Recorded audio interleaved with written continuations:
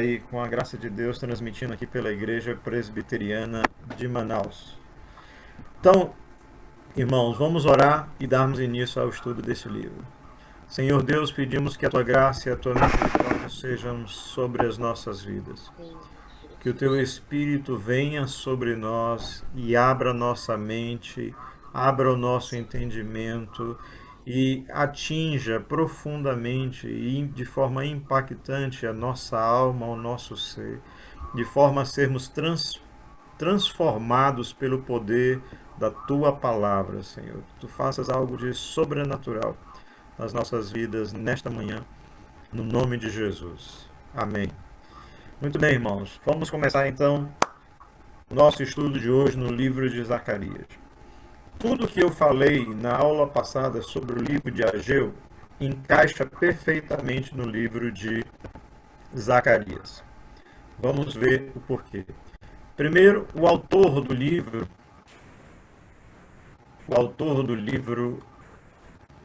é aquele que tem o seu nome, né? Zacarias. E o nome Zacarias significa o Senhor abraça. O Senhor abraça. Esse si aqui não deveria estar aí. O significado do nome de Zacarias é o Senhor abraça. E ele iniciou o ministério dele 12 anos após o início da construção do templo. Então, quando lançaram os fundamentos do templo, 12 anos depois, Zacarias inicia o ministério dele. E ele teve como companheiro Ageu. Por isso que eu disse que tudo que eu falei a respeito do contexto histórico, do momento em que essas profecias foram feitas, quando nós estudamos o livro de Ageu, valem para o livro de Zacarias. E o contexto é exatamente o mesmo, que é a reconstrução do templo pelos judeus que regressaram do cativeiro babilônico quando a Babilônia caiu sob o império dos Medos e dos Persas, e Ciro baixou um decreto liberando os judeus que quisessem voltar para Jerusalém para reconstruir o templo sobre o financiamento do próprio Estado persa.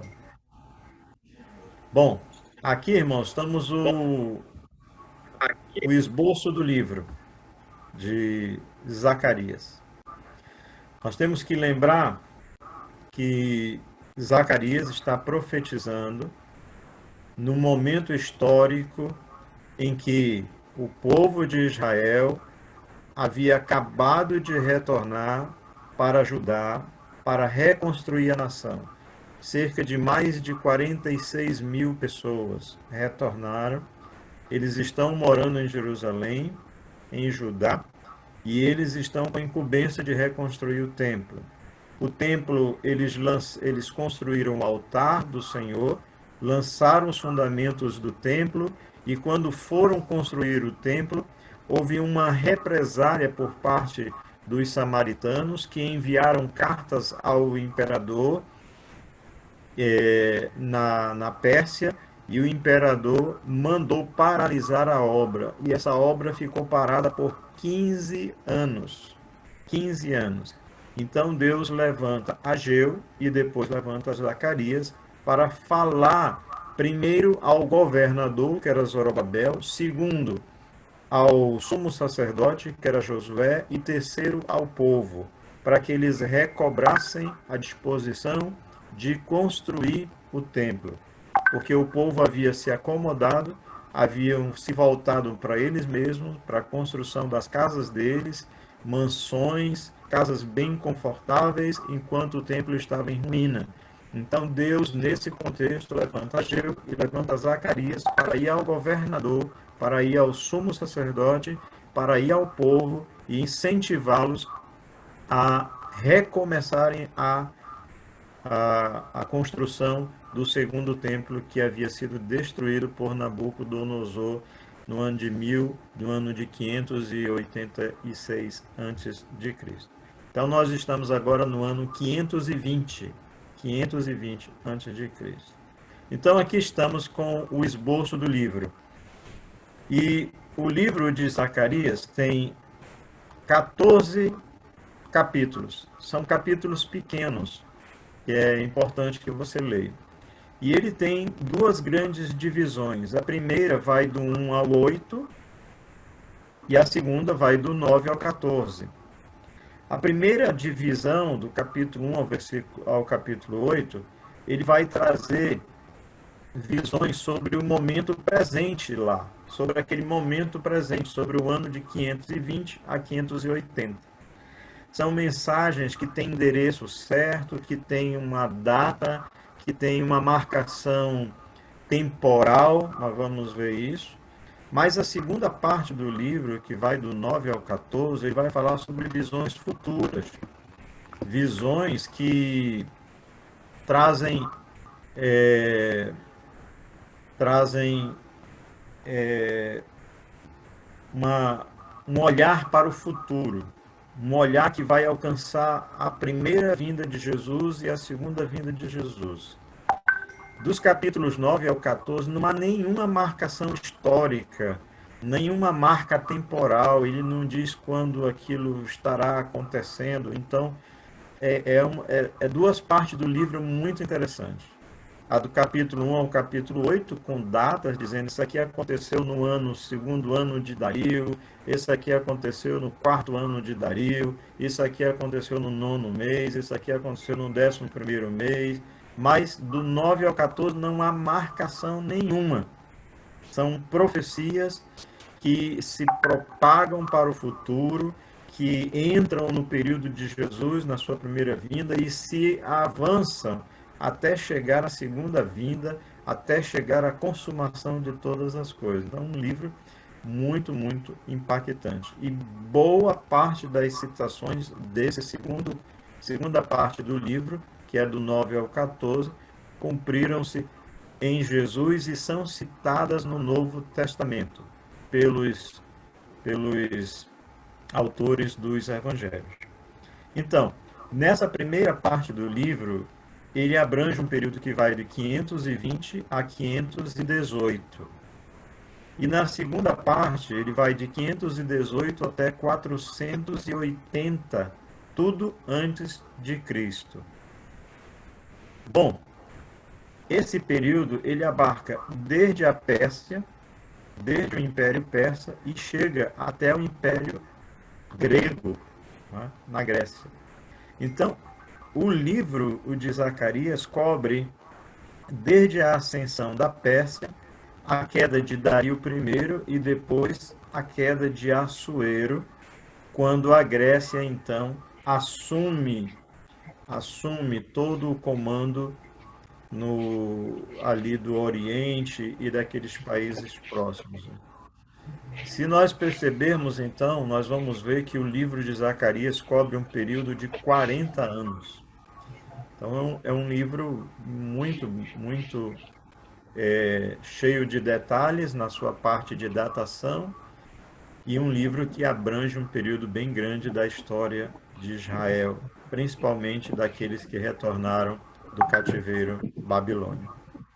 Continuando, então, olhando para a primeira parte do livro, que é a divisão, que vai do capítulo 1 ao 8, aqui a primeira divisão do livro, nós vamos estudar cada uma desses capítulos, entendendo a divisão deles. Esses capítulos de Zacarias de 1 a 8, ele tem uma divisão bem interessante. A primeira divisão aqui é onde ele vai fazer a introdução do livro e ele vai nos mostrar o seguinte: primeiro, que esse livro ele foi escrito no 8º mês do rei Dario. Eu estou com a minha Bíblia aqui, eu espero que você esteja também com a sua Bíblia aí. E mantenha aberto, por favor, o livro de Zacarias, para que a gente faça aqui uma pequena comparação entre o livro de Zacarias e o livro de Ageu. Tá? No livro de Zacarias, no capítulo 1, no versículo 1, ele diz: no 8º mês do segundo ano do reinado de Dario, a palavra do Senhor veio ao profeta Zacarias. Então preste atenção. o livro de Zacarias começa no 8º mês do rei Dario. Se você voltar e olhar o seu livro, a sua Bíblia, o livro de Ageu, você vai ver algo bem interessante. Porque no capítulo 1, no versículo 1º do livro de Ageu, está dito: no segundo ano do reinado de Dario, no 6º mês. Então veja que o livro de Ageu começa no 6º mês do segundo ano de Dario. Já o livro de Zacarias começa no 8º mês do rei Dario. Isso significa, então, que a distância cronológica entre o livro de Ageu e o livro de Zacarias são 2 meses, do 6º ao 8º. Então, eles, em algum momento, eles estão trabalhando conjuntamente com a mesma finalidade. Então, a diferença entre o livro de Ageu e o livro de Zacarias, em termos de início, é que Zacarias começa o seu ministério, as suas palavras proféticas, 2 meses depois do início do livro de Ageu. E nessa primeira parte aqui do capítulo 1, versículo de 1 a 6, a mensagem principal é: não sejam rebeldes como foram os vossos pais. E aí o texto no versículo 4 diz assim: não sejais como vossos pais, a quem clamavam os primeiros profetas, dizendo: assim diz o Senhor dos Exércitos, convertei-vos agora dos vossos maus caminhos e das vossas más obras. Mas não ouviram nem me atenderam, diz o Senhor. Então, o primeiro chamado do livro de Zacarias ao povo é o seguinte: olhem para os pais de vocês. Lembrem-se que Zacarias está falando para um povo que acabou de retornar de um exílio que durou 70 anos. Esse povo está voltando para a terra para ser agora a geração que vai reconstruir a nação. Esse povo é aquele que vai recomeçar o templo, que vai recomeçar o processo de adoração ao Senhor, de recondução das festas, do tabernáculo, da lei do Senhor, do estudo da palavra. Essa é uma geração nova. E o profeta, através da palavra do Senhor, começa dizendo o seguinte: Deus falando: olhem para os pais de vocês. Os pais de vocês receberam inúmeras profecias, foram inúmeros profetas dizendo para eles: a minha mão vai pesar sobre a vida de vocês, se vocês não se arrependerem, se vocês não se voltarem para mim, se vocês não regressarem, não deixarem de adorar os ídolos e regressarem ao Senhor de todo o vosso coração, a minha mão vai pesar sobre vocês, vocês serão levados cativos, vocês serão entregues à mão de outras nações. Essa nação aqui de Israel ficará deserta, tudo será destruído, o povo será abandonado. Olhem, obedeçam, escutem a palavra profética. Mas aí diz o texto aqui que o Senhor disse para eles: convertei-vos agora dos vossos maus caminhos e das vossas más obras. Contudo, os pais daquela geração, diz o texto, não ouviram nem me atenderam, diz o Senhor. Então a palavra que o Senhor está falando para aquela primeira nação é: não sejam rebeldes em relação à palavra do Senhor. Deus tem falado, Deus tem trazido mensagens ao povo, Deus enviou o seu Espírito Santo, Deus deu os 66 livros da Bíblia, Deus fala todos os dias e Deus está dizendo: ouçam a palavra do Senhor. Se vocês forem rebeldes como foram os pais de vocês, mesmo vocês tendo regressado do cativeiro depois de 70 anos, ainda é possível que vocês passem a sofrer de novo as mesmas consequências caso vocês não voltem a ouvir a palavra do Senhor. Então aqui, irmãos, fica a primeira palavra do Senhor para as nossas vidas. Escutem a palavra todos os dias. Abram as Sagradas Escrituras. Leiam o que Deus tem para a vida de vocês e para a minha vida, para a vida da sua igreja. Está tudo aqui. Não precisamos de pessoas que tragam coisas novas. Nós precisamos nos debruçar sobre a palavra, esquadrinhá-la, entendê-la, estudá-la em profundidade, deixar que o Espírito Santo, agindo por ela, trate conosco, fale conosco, opere nas nossas vidas, mude o nosso ser, mude a nossa história sobre a face da terra, no que tange a ser alguém profundamente impactado pelas Escrituras. Pelo poder das Escrituras, diz a Bíblia, nós somos transformados de glória em glória à imagem de nosso Senhor Jesus Cristo. Essa é a primeira mensagem do livro de Zacarias. A segunda parte do livro vai estar contida do capítulo 1, do versículo 7, até o capítulo 6, no versículo 15. Então, é um texto mais longo agora. Essa segunda parte do livro diz que ela inicia no 24º dia do mês 1/10. Aí no versículo 7, olha. No 24º dia do 11º mês, que é o mês 1/10, 11º é o 11, que é o mês de Sebate, no segundo ano do reinado de Dario, a palavra do Senhor veio ao profeta Zacarias. Então preste atenção, a primeira veio no 8º mês, primeira palavra que nós acabamos de ver, que é uma palavra para dizer, não sejam rebeldes como os vossos pais.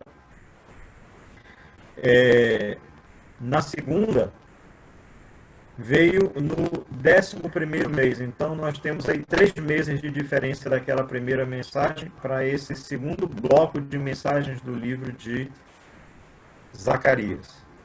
2 meses no 8º mês e agora no 11º mês. 3 meses aí entre uma profecia e outra. E aí, o que acontece aqui nesse período?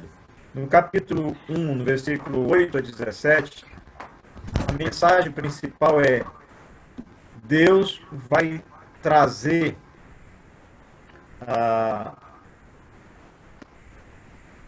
várias visões aqui no livro. 8 visões, basicamente.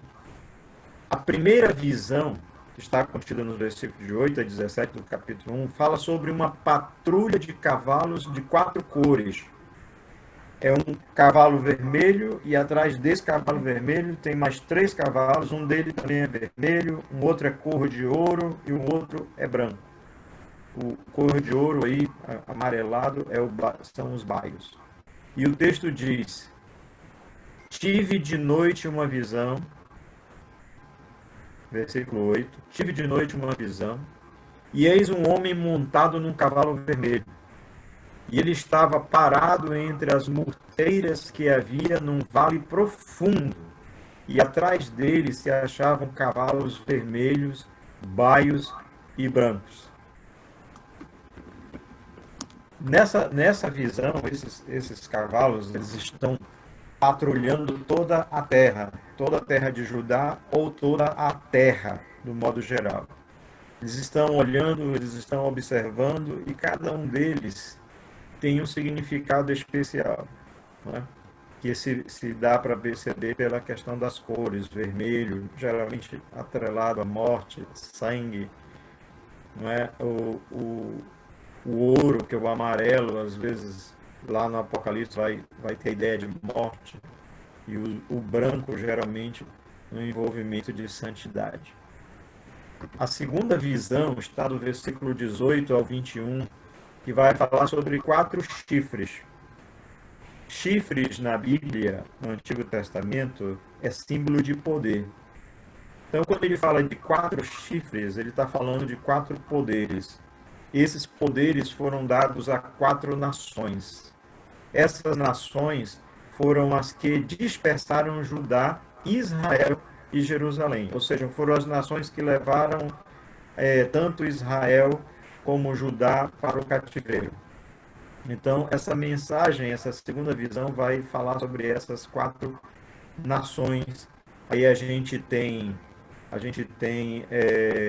a Babilônia, a gente tem os medos e os persas, não é? Nós tivemos também uma parte no Egito. Então, essa visão vai falar sobre essas 4 nações e vai dizer que também vão surgir 4 ferreiros esses 4 ferreiros, ele disse, esses 4 ferreiros eles vão aterrorizar e vão derrubar os chifres, que são as nações que levaram Israel cativa. Isso está aí no capítulo 1, no versículo 18 a 19, que diz assim: levantei os olhos e vi, e eis 4 chifres. Perguntei ao anjo que falava comigo: o que é isto?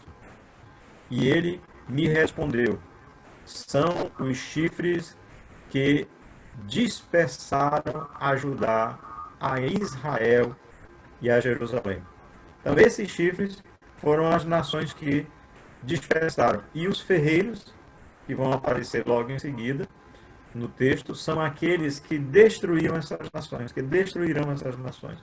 Então, é um texto tanto presente como futuro. Aqueles reinos todos iriam cair, e ele já está dizendo que isso já iria acontecer sobre também o comando de Deus. A terceira visão está no capítulo 2, do 1 a 13, e vai falar sobre um homem, e esse homem tem uma vara de medir, tem uma fita métrica, que ele chama de cordel de medir Jerusalém. Esse homem, ele sai medindo Jerusalém de ponta a ponta, todos os seus limites, todos os seus limiares, todas as suas fronteiras. Está escrito no capítulo 2, no versículo de 1 a 2, que diz: tornei a levantar os olhos e vi, e eis um homem que tinha na mão um cordel de medir. Então perguntei: para onde vais tu? E ele me respondeu: medi Jerusalém para ver qual é a sua largura e qual o seu comprimento. E agora preste atenção aqui para você entender uma coisa. Por que 14 capítulos? Diferente de Ageu, que a gente pôde ler tudo, diferente de Abacuque, que nós podemos ler tudo. Mas ele está medindo Jerusalém todinha, toda a sua extensão, porque Deus está dizendo o seguinte: olha, a partir de agora vocês não precisam mais de muralhas. Vocês não precisam mais de uma defesa física, de uma defesa extraordinária do ponto de vista material, porque agora toda a defesa de vocês será realizada pelo próprio Senhor. Toda a defesa de vocês será realizada do ponto de vista espiritual, sobrenatural. Por quê? Porque o texto deixa claro que quem vai ser a segurança do Senhor, a segurança de Jerusalém, é o próprio Senhor Deus. É Deus que é a segurança de Jerusalém, é Deus que guarda, é Deus que protege o seu povo. Então, queridos, preste atenção. Nós estamos confinados nas nossas casas. Nós estamos guardados pelas paredes das nossas casas. Mas eu quero que você saiba que afora das paredes da nossa casa está o Senhor. É Deus que é a nossa fortaleza, é Deus que é o nosso refúgio. Nós estamos descansando à sombra do Todo-Poderoso, nós descansamos à sombra do Onipotente. Diz as Escrituras: caem 1.000 ao teu lado, 10.000 à tua direita, tu não serás atingido. É Deus que nos guarda, é Deus que nos protege. E quando somos atingidos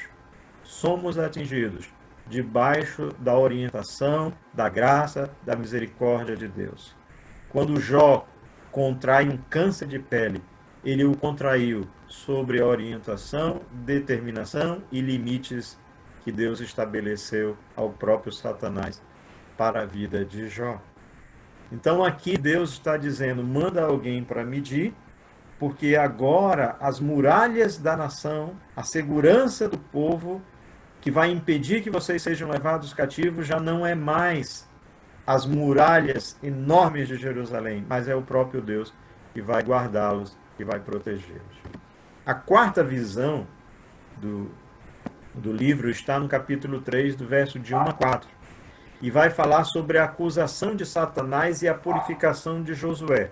Se os irmãos bem lembram, Josué é o sumo sacerdote. Josué é o sumo sacerdote. Zorobabel é o governador e Josué é o sumo sacerdote. Diz o texto no capítulo 3, no versículo de 1 e também no capítulo 4, no versículo 4 e no versículo 5, diz o seguinte: Deus me mostrou o sumo sacerdote Josué. o qual estava diante do anjo do Senhor. Geralmente o anjo do Senhor tem a ver com Jesus Cristo. E Satanás estava à mão direita dele para lhe opor, para se lhe opor, como acusador. Josué, o sumo sacerdote, estava sendo acusado por Satanás diante do Senhor Deus, diante do anjo do Senhor, que é uma figura do Senhor Jesus Cristo. Mas aí, lá no versículo 4, a partir do versículo 4, diz assim: tomou este a palavra e disse ao que estavam diante dele. O anjo do Senhor disse: tirai-lhe as vestes sujas. A Josué disse: eis que te tenho feito que passe de ti a tua iniquidade e te vestirei de finos trajes. E disse eu: ponha-lhe um turbante limpo sobre a cabeça. Veja, irmãos, quando alguém está com vestes sujas, o que se está falando do texto tem a ver com pecado. As vestes sujas são apenas um exemplo, são apenas uma figura para revelar, para mostrar o interior da pessoa. Então Josué, que é o sumo sacerdote da nação, está em pecado. E Deus diz que Satanás chega diante do anjo do Senhor, diante do Senhor Jesus Cristo, para acusar esse sumo sacerdote que estava ministrando diante de Deus. Então Deus chega e tira aquelas vestes sujas, tira o pecado, purifica, transforma e o habilita para ser cabeça sobre a nação. E o que o Senhor está dizendo para a gente é a mesma coisa. Nós fomos encontrados pelo Senhor completamente envoltos nos nossos pecados, completamente envoltos nas nossas iniquidades, completamente tomados, guiados, controlados pelos poderes das trevas. Mas o Senhor Deus, através da pessoa de nosso Senhor Jesus Cristo, tirou essas vestes impuras de nós, tirou-nos, livrou-nos, limpou-nos de todo pecado, purificou-nos de toda iniquidade e nos tornou mais alvos do que a neve. E agora nós estamos habilitados a comparecermos à presença do Senhor sem mácula, sem ruga, porque o sangue de Jesus foi derramado sobre nós, sobre a nossa testa, sobre a nossa alma. Nós temos a marca do Senhor, o símbolo do Senhor, o selo do Senhor, que é o Espírito Santo, que nos garante que estamos completamente lavados no sangue do Cordeiro. Graças ao Senhor Deus. Né? Então, essa é a quarta visão. A quinta visão, que está no capítulo 1, no capítulo 4, no versículo de 1 a 13, fala sobre um candelabro de ouro e fala sobre duas oliveiras. O candelabro de ouro é a palavra do Senhor que veio a Zorobabel. E as duas oliveiras são dois ungidos. E esses dois ungidos é Zorobabel, que é o governador, e Josué, que é o sumo sacerdote. E olha o que diz o capítulo 4, versículos 2 e 3. E me perguntou: que vês? E aí Zacarias respondeu: olho, e eis um candelabro, uma luz, todo de ouro, e um vaso de azeite em cima, com as suas 7 lâmpadas e 7 tubos, um para cada uma das lâmpadas que estão em cima do candelabro, junto a este, 2 oliveiras, uma à direita do vaso de azeite e outra à esquerda. Olha, queridos, prestem atenção. O candelabro de ouro é a palavra do Senhor Zorobabel. E ela é um candelabro porque ela é luz, é ela que ilumina, é ela que traz claridade à escuridão da nossa alma. Então, a palavra vem como um candelabro, é um candelabro com 7 pontas. E sobre essas pontas tem azeite sendo derramado, a unção do Espírito Santo de Deus sendo derramada sobre aquelas palavras que estavam sendo profetizadas, que estavam sendo trazidas a Zorobabel. E aí, como função, como resultado disso, tem lá também 2 oliveiras. Essas 2 oliveiras é o Zorobabel e é Josué. E eles estão sendo ungidos pelo Espírito Santo do Senhor, que está sendo derramado sobre eles através da ministração da palavra. E é isso que está acontecendo também aqui na nossa vida agora, porque o Espírito de Deus, através da palavra do Senhor, é derramado sobre as nossas vidas. Ela é como um candelabro de ouro, preciosa. É uma palavra preciosa para as nossas vidas, porque ela que nos abre o coração para nos achegarmos a Deus. E quando ela é totalmente tomada, usada, instrumentalizada pelo Espírito Santo de Deus, então há a unção das nossas vidas. Os irmãos estão sendo ungidos pela palavra do Senhor e pelo agir do Espírito Santo na sua vida e na minha vida.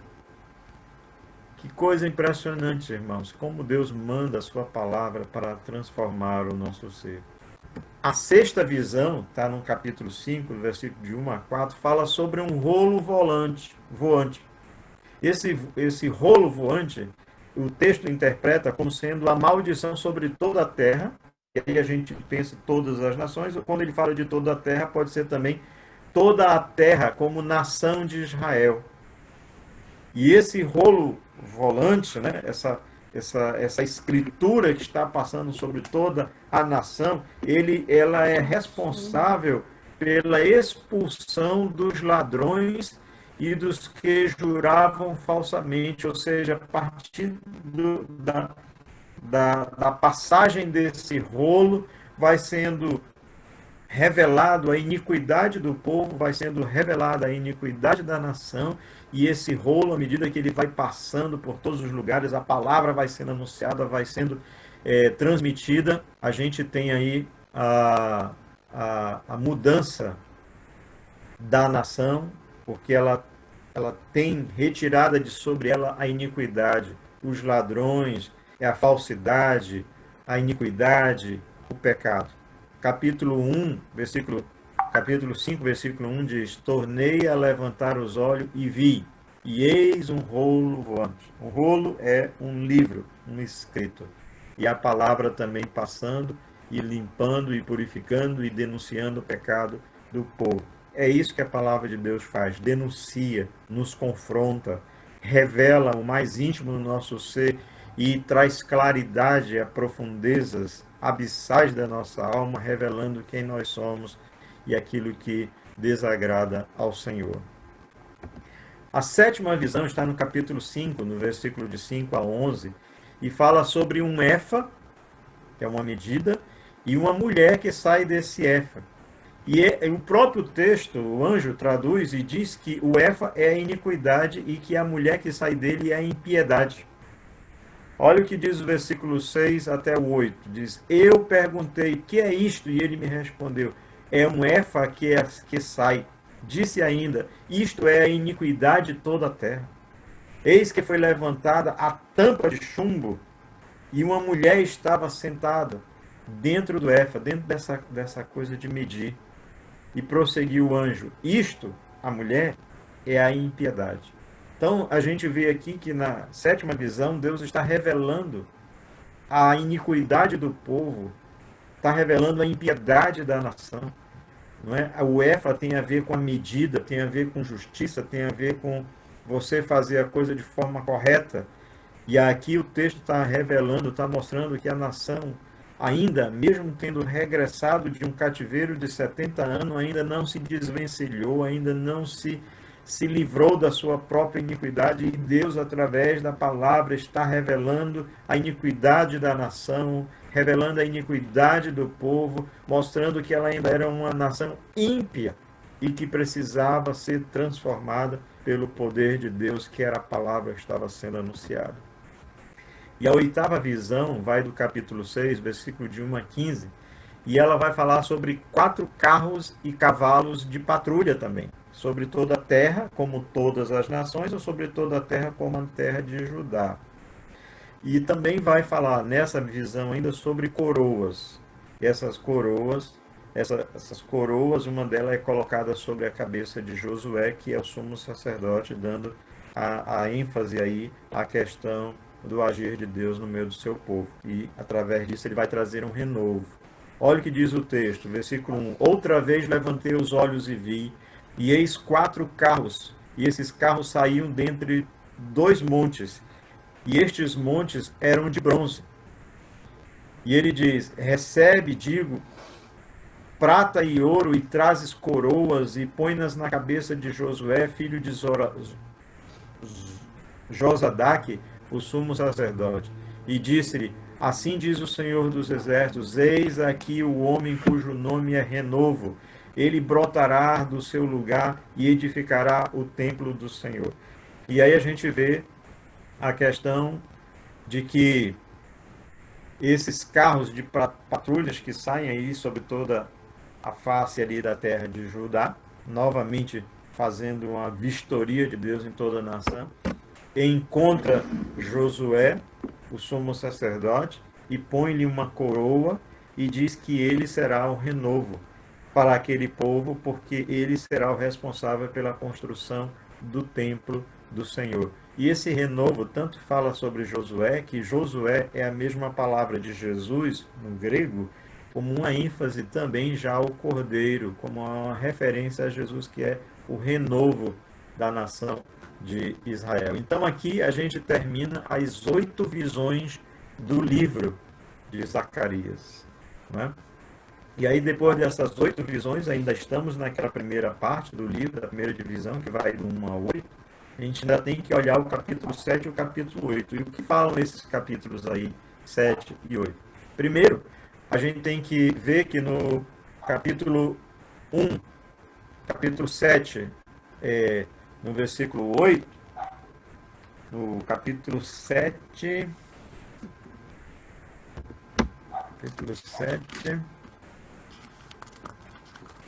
versículo 1, eu investi aqui eu investi, tá? 7, versículo 1 vai dizer, no 4º ano do reinado de Dario. Então, a primeira coisa que a gente tem que entender é que agora essa profecia, a partir do capítulo 7 até o 8, nós estamos aí no 4º ano, lembrando que ele começou a ministração dele no 2º ano.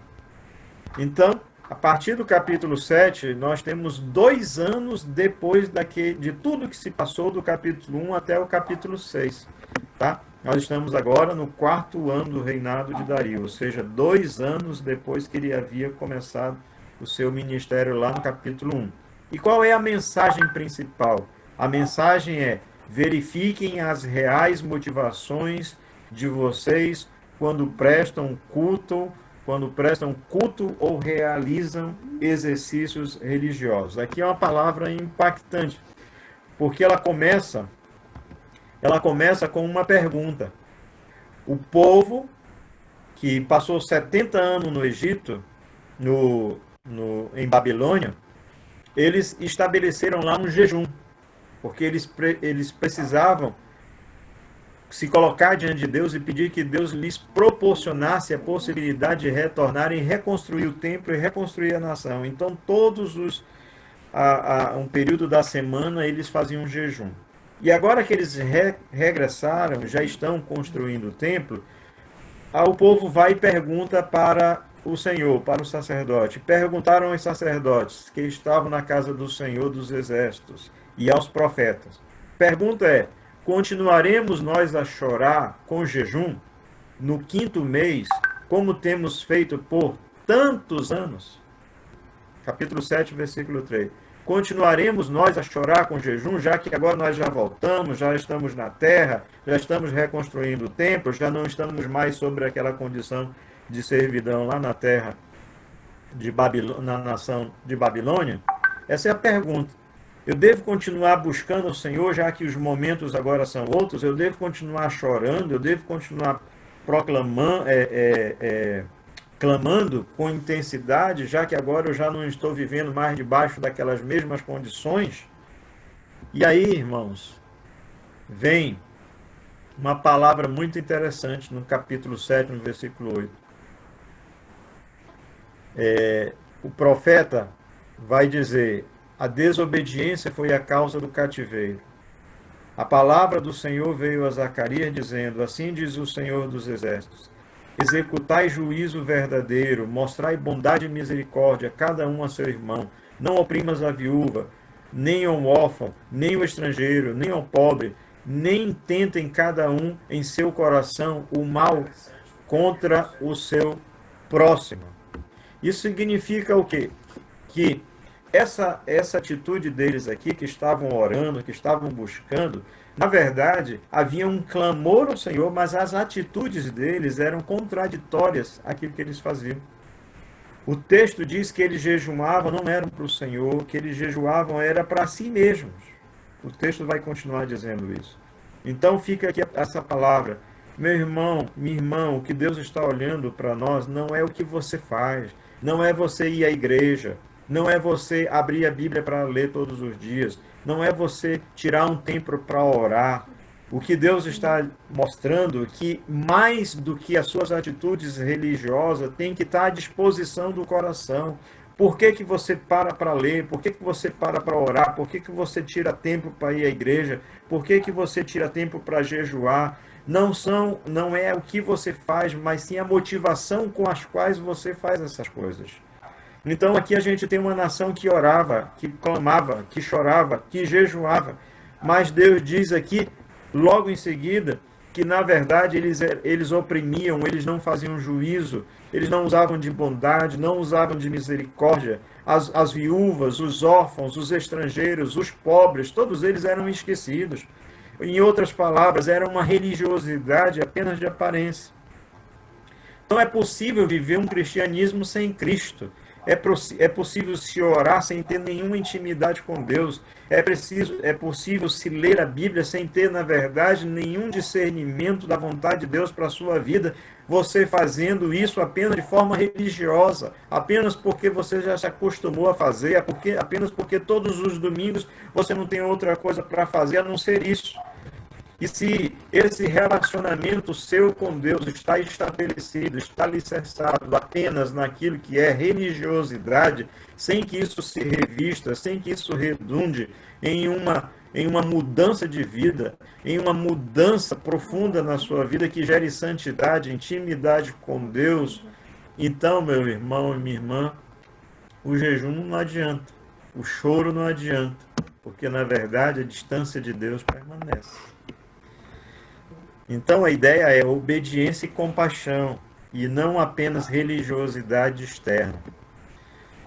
No capítulo ainda 7 a 8, nós temos então a reconstrução do templo e as bênçãos decorrentes.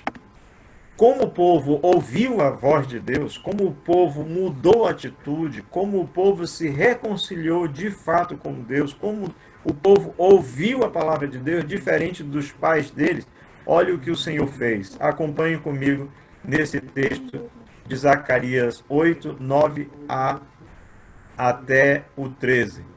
Diz, assim diz o Senhor Deus, assim diz o Senhor dos exércitos, sejam fortes as mãos de todos vós, que nestes dias ouvis estas palavras da boca dos profetas, a saber, nos dias em que foram postos os fundamentos da casa do Senhor dos Exércitos. Ou seja, a partir do momento que o povo lançou os fundamentos do templo, eles ouviram a palavra do Senhor, que era deixar de focar apenas nos seus próprios interesses e começar a se voltar para os interesses de Deus, que era a construção do templo. Ele diz, versículo 10, porque antes desses dias, ou seja, antes de vocês obedecerem a palavra para a reconstrução do templo, ele diz, não havia salário para homens, nem os animais lhes davam ganho, não havia paz para o que entrava, nem para o que saía, por causa do inimigo, porque eu incitei todos os homens, cada um contra o seu próximo. Mas agora não serei para com o restante deste povo como os primeiros dias, diz o Senhor dos Exércitos. Agora tudo vai mudar. Ele diz, porque haverá agora sementeira de paz. A vide dará o seu fruto, a terra a sua novidade, e os céus o seu orvalho, e farei com que o resto deste povo herde tudo isso. E há de acontecer, ó casa de Judá, ó casa de Israel, que assim como fostes maldições entre as nações, assim vos salvarei, e sereis agora no lugar de maldição, sereis bênção. Não temais, e sejam fortes as vossas mãos. Aqui, queridos, fica evidenciado que antes que o povo obedecesse à voz do Senhor, Deus estava retendo as bênçãos, retendo os céus, retendo o orvalho, retendo a colheita. Mas agora que o povo resolveu obedecer ao Senhor, deixou de investir neles mesmos e passaram a investir na casa do Senhor, no templo do Senhor, Deus está dizendo: tudo muda, porque agora eu não vou mais reter a minha mão, agora haverá sementeira de paz, agora a vide dará o seu fruto, agora a terra estará em novidades, os céus se abrirá e concederá o orvalho. E aí ele diz que o povo já será herdeiro de tudo. E além disso, no final ele diz: ao invés de vocês serem maldições, agora vocês serão bênçãos a todas as nações.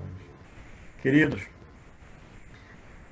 a sua vida e a minha vida anterior à obediência, ela está debaixo de uma retenção do agir de Deus.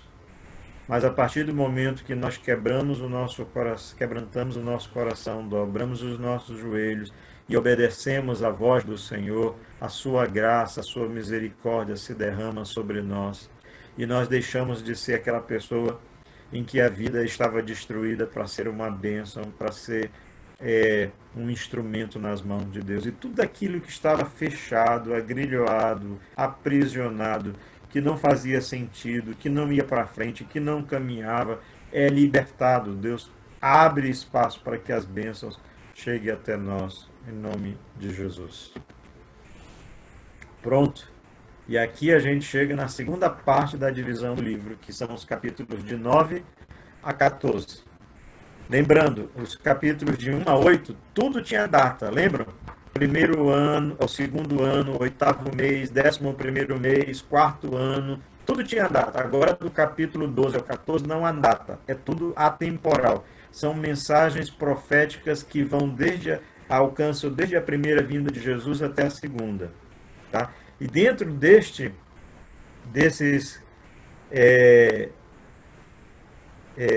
de 9 a 14 capítulos aí, desses capítulos do 9 ao 14, há duas grandes divisões, e todas elas são marcadas por uma palavra de oráculo. Em hebraico, a palavra é massá, que é traduzida na nossa Bíblia por sentença.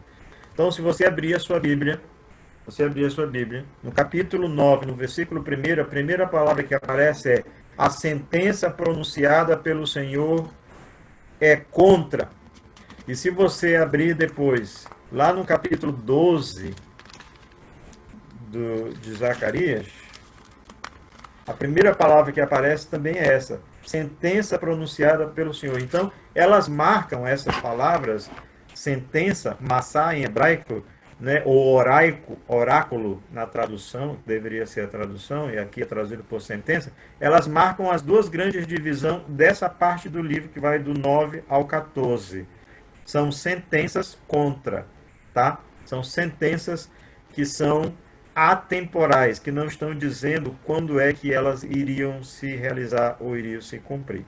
Além disso, esses capítulos do 9 ao 14, eles têm aqui uma linguagem apocalíptica, não é? Uma linguagem já usada lá no livro de Apocalipse. Muito, muito interessante. Então vamos ao estudo dessa segunda divisão do livro. Primeira coisa que ele vai falar é sobre o juízo sobre a Síria, sobre a Fenícia, sobre a Filístia e o fim da opressão sobre o povo de Deus. Graças a Deus. Capítulo 9, de 1 a 8. Ele vai falar sobre isso. Eu separei aqui apenas um versículo que diz: acompanhai-me ao redor da minha casa para defendê-la. Acampar-me-ei ao redor da minha casa para defendê-la contra as forças militares, para que ninguém passe, nem volte, que não passe mais sobre eles o opressor, porque agora vejo com os meus olhos. Agora é o Senhor Deus falando à nação de Israel: vocês foram oprimidas, vocês foram levados cativos, vocês foram expropriados dos seus bens, vocês perderam tudo, vocês perderam a honra, vocês foram humilhados. Essas nações sírias, fenícias, filístias, tudo andaram sobre o meu povo, sobre a minha terra, caminharam sobre o meu povo, sobre a minha terra. Mas agora não, agora os meus olhos estão sobre vocês, diz a palavra do Senhor. E agora Ele não deixa que ninguém mais passe sobre ele, porque agora o Senhor é a proteção do seu povo. E aqui, irmãos, nesse texto eu quero, a partir de agora, eu quero enfatizar do capítulo 9 ao 14 apenas as partes sobre as profecias messiânicas que estão incluídas aí no livro de Zacarias. A primeira dela fala sobre a entrada triunfal. Olhe o capítulo 9, no versículo 9. Diz: Alegra-te muito, ó filha de Sião, exulta, ó filha de Jerusalém. Eis aí te vem o teu rei, justo e salvador, humilde, montado em jumento, numa jumentinha, cria de jumenta. Isso nos faz lembrar a entrada triunfal do musical Paixão pela Vida. É com esse texto que é aberto o musical Paixão pela Vida. Então nós temos lá em Zacarias ele profetizando como é que Jesus entraria em Jerusalém, montado num jumentinho. Num jumentinho que ele chama cria de jumenta. E ele diz que quem vai entrar nesse jumentinho é o rei justo e salvador da nação de Israel. Essa é a primeira profecia messiânica. A segunda profecia messiânica vai falar sobre a traição que Jesus sofreria por Judas. Diz aí no versículo, capítulo 11, no versículo 13, 12, 13, diz assim: Senhor, eu lhes disse, se vos parecer bem, dai-me o meu salário, e se não, deixai-o. Pesaram, pois, por meu salário 30 moedas de prata. Então o Senhor me disse, arroja isso ao oleiro, esse magnífico preço em que fui avaliado por eles. Tomei as 30 moedas de prata e as arrojei ao oleiro na casa do Senhor. Então, esse texto de Zacarias profetiza já lá no ano 520 até o 580, até o 480, dizendo que Jesus seria traído, que Jesus seria vendido por 30 moedas de prata, mas que depois essas 30 moedas de prata seriam devolvidas para a construção de um campo, que foi construído depois um cemitério e que se cumpriu ipsiliteris, exatamente como o profeta previu. A outra profecia messiânica fala sobre já a segunda vinda de Jesus, já não é mais nem a primeira, ele já abrange aqui a segunda vinda. E no capítulo 12, no 10 e 11 diz: E sobre a casa de Davi e sobre os habitantes de Jerusalém derramarei o espírito da graça e de súplicas. Olharão para aquele a quem traspassaram, para quem feriram com a lança no lado e para quem traspassaram as suas mãos e os seus pés. Não é? E traspassaram também a sua cabeça com uma coroa de espinho. Ele diz, olharão para aquele a quem traspassaram, que é o Senhor Jesus. Planteá-lo-ão como quem planteia por um ungido, o unigênito, e chorarão por ele, como quem chora amargamente pelo primogênito. Naquele dia, quando o Senhor voltar, quando a nação de Israel toda reconhecer que ele é o Messias, será grande o pranto em Jerusalém, como o pranto de Haddad e Rimon no Vale do Megido. Vale do Megido era o local onde haviam as guerras, os derramamentos de sangue, as grandes lutas, as grandes batalhas. Então, a profecia messiânica, o Senhor vai voltar e todos o verão, até mesmo aqueles soldados romanos que traspassaram as suas mãos, os seus pés e o seu lado com uma lança, porque todos irão estar ressuscitados na presença do Senhor para o julgamento do grande dia. A outra profecia vai falar sobre a fuga dos apóstolos, sobre a fuga dos discípulos. Olha o que diz o 13, versículo 7. Desperto a espada contra o meu pastor e contra o homem que é o meu companheiro, diz o Senhor dos Exércitos. Fere o pastor e as ovelhas ficarão dispersas, mas volverei a mão para os pequeninos. Esse texto está dito lá nos evangelhos, quando Jesus é preso no Getsêmanes e todos os apóstolos, todos os discípulos abandonam o Senhor, fogem e ele fica sozinho para enfrentar ali os seus verdugos, aqueles que iriam maltratá-lo.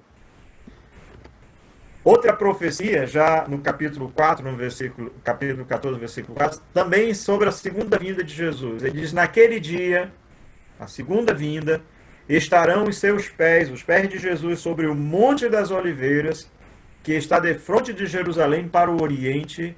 O Monte das Oliveiras será fendido pelo meio, para o Oriente e para o Ocidente, e haverá um vale muito grande. Isso aqui é uma profecia já para a segunda vinda de Jesus.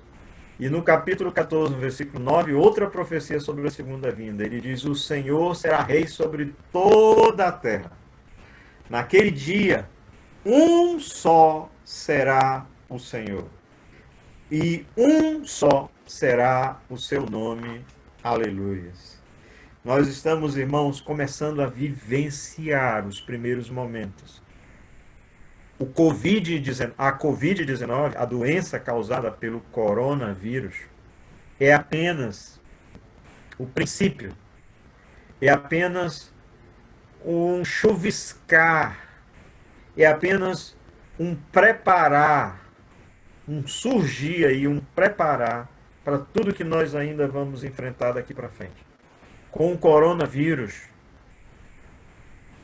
o governo hoje tem possibilidade de nos manter dentro das casas. O governo tem a possibilidade de controle efetivo. O governo tem controle sobre compras, sobre vendas. Isso são só os prelúdios, irmãos, do que vai acontecer sobre a Terra. Essa epidemia é uma epidemia ainda bem pequena diante de tudo que ainda virá sobre a face da Terra como juízo de Deus. A Bíblia diz que virão epidemias que matarão a terça parte da terra. A Bíblia diz que virão desastres ecológicos que contaminarão a terça parte das águas, do mar.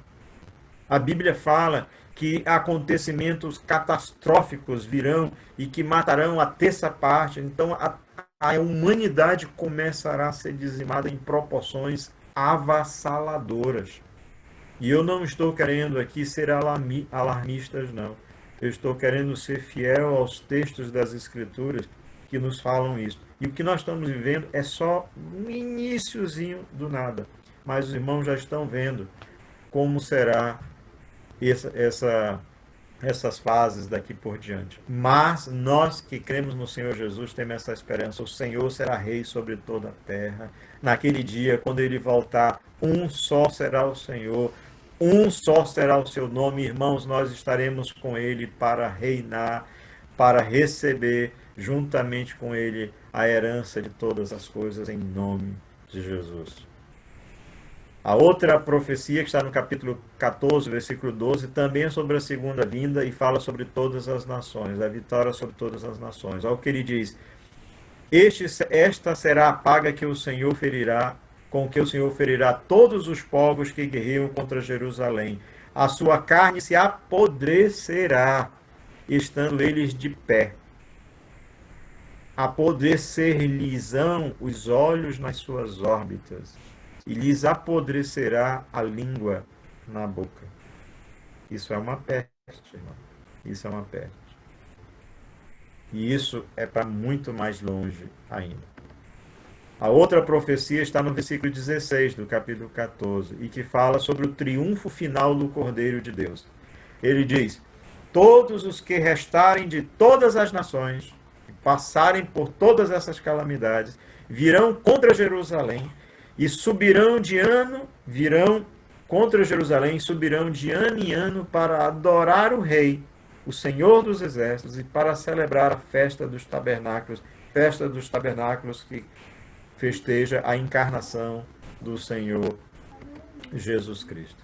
E como é que a gente então conclui este livro de Zacarias? Duas coisas importantes. Primeiro, os capítulos de 1 a 8 nos ensinam sobre a importância da presença de Deus no meio do seu povo, representada pela reconstrução do templo. O povo tem que focar na reconstrução do templo porque era o símbolo, a simbologia da presença de Deus no meio do povo. Lá no livro de Apocalipse, a Bíblia diz que Deus anda no meio dos cartiçais de ouro, e os cartiçais de ouro é a igreja. Então Deus age na igreja, opera na igreja, e opera por meio da igreja e na igreja. Segundo, nos capítulos 9 a 14, Eles denunciam o mal que impera no mundo, suas estruturas diabólicas, pecaminosas e infernais, e confirma a vitória de Jesus por meio de sua obra redentora que guarda, preserva e conduz a sua igreja. Aleluias. Então acabamos, irmãos, de estudar o penúltimo livro da Bíblia, Zacarias. Domingo que vem, com a graça de Deus, nós concluiremos o último livro da Bíblia, Malaquias. Não perca essa próxima, esse capítulo, cena das próximas emoções do Senhor. Então estou aqui de volta com os irmãos aí olhando, todos, estou vendo Deja, graças a Deus, perseverou, a Cláudia.